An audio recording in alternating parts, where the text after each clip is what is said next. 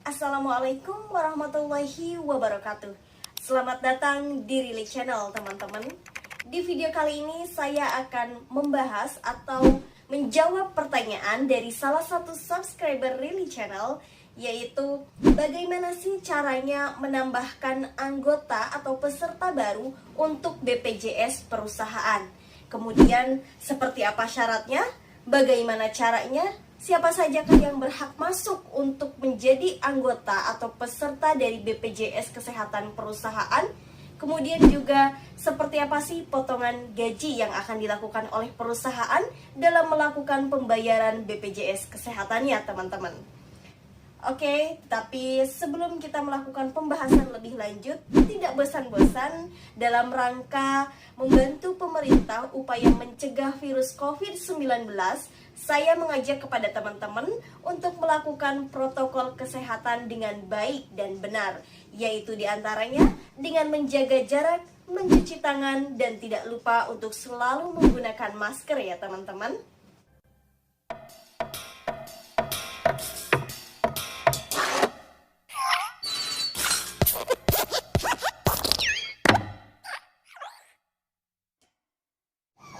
Oke, langsung saja pada pembahasannya ya teman-teman. Yang pertama, bagaimana sih caranya melakukan penambahan anggota atau peserta baru yang notabene-nya adalah keluarga kita pada BPJS Kesehatan Perusahaan. Bagaimana caranya? Yaitu yang pertama, kita harus melengkapi administrasi atau memiliki administrasi yang akan diajukan kepada HRD. Di antaranya kita harus menyiapkan KTP. Tapi kalau misalkan untuk bayi yang baru lahir, maka siapkan aktanya. Dan secara tidak langsung teman-teman harus sudah mengurus akta terlebih dahulu pada Dinas Kependudukan dan Catatan Sipil setempat. Kemudian ada lagi yang harus ditambahkan, yaitu kartu keluarga. Tentunya kartu keluarga ini harus yang terbaru atau sudah diperbaharui. Apabila tadi ada penambahan, untuk bayi yang baru lahir harus mencantumkan atau melampirkan KTP ibu kandungnya.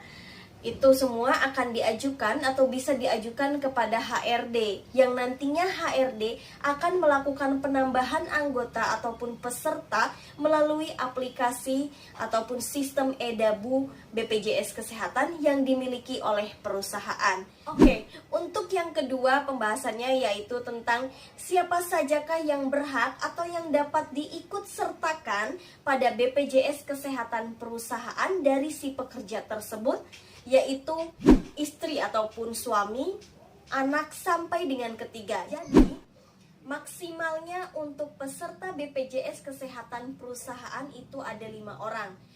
Untuk anak keempat dan seterusnya itu akan berbeda perhitungannya, sehingga di sini akan ada tambahan, yaitu tambahan 1% untuk setiap orangnya, dan itu berlaku untuk setiap bulannya.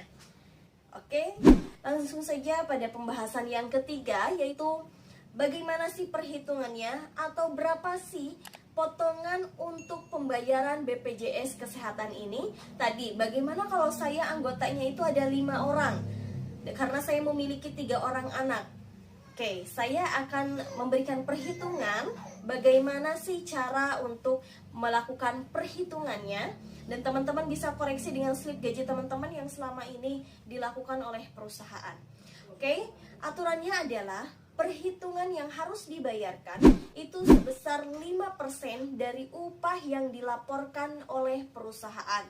Di sini ada batasan minimum upah yang dilaporkan, yaitu UMR atau upah minimum regional yang berlaku di kabupaten. Dalam hal perusahaannya atau kabupaten tidak melakukan penentuan terhadap upah minimum, maka dapat mengikuti upah minimum provinsi. Oke, selanjutnya yaitu untuk upah maksimumnya berapa sih?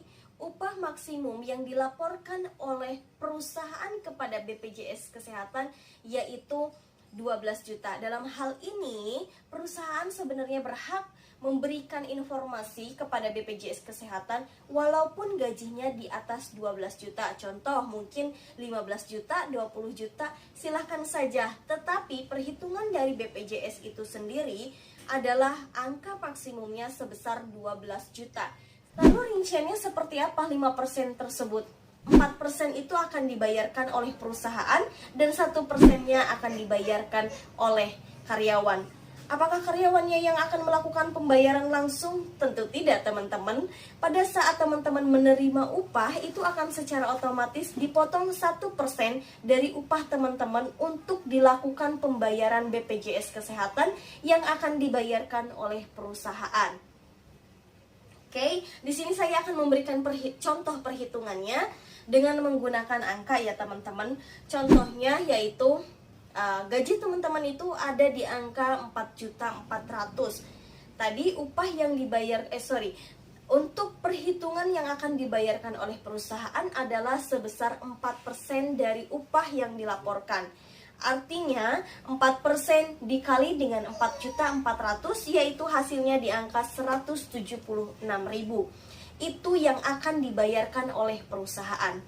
Kemudian kita ambil 1%-nya yang akan dibayarkan oleh karyawan. Dalam hal ini dilakukan melalui pemotongan gaji. 1% dikali 4.400.000 hasilnya yaitu 44.000. Jadi teman-teman akan dilakukan pemotongan upah yaitu sebesar 1% dari upah yang teman-teman terima. Kalau teman-teman tadi upahnya sebesar 4.400.000, maka teman-teman akan dilakukan pemotongan sebesar 44.000 ya teman-teman. Mungkin teman-teman bisa cross check lagi kalau misalkan memang ada kesalahpahaman tentang perhitungannya, itu teman-teman bisa cross check ke HRD-nya. Karena ada yang melakukan sistem hanya 1%, ada yang sekaligus 5%, di mana 4%-nya ini sudah dibayarkan sebenarnya oleh perusahaan.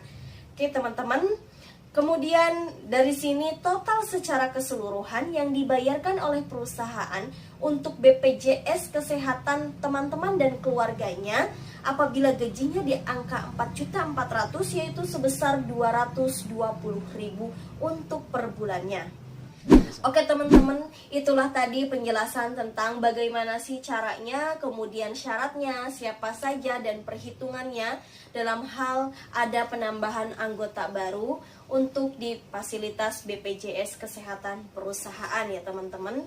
Hal ini bisa teman-teman ajukan kepada HRD dari perusahaan teman-teman itu sendiri. Bagi teman-teman yang masih memiliki permasalahan seputar BPJS Kesehatan, teman-teman bisa scroll terlebih dahulu semua video yang ada di Rilly Channel, karena kami sudah menyajikan berbagai macam permasalahan yang terjadi pada BPJS Kesehatan. Dan apabila teman-teman tidak menemukan solusinya di Rilly Channel, maka teman-teman bisa komen di video ini permasalahannya apa, nanti kita akan discuss lebih lanjut ya teman-teman. Semoga video ini bermanfaat dan menjadi wawasan untuk kita semua ya teman-teman.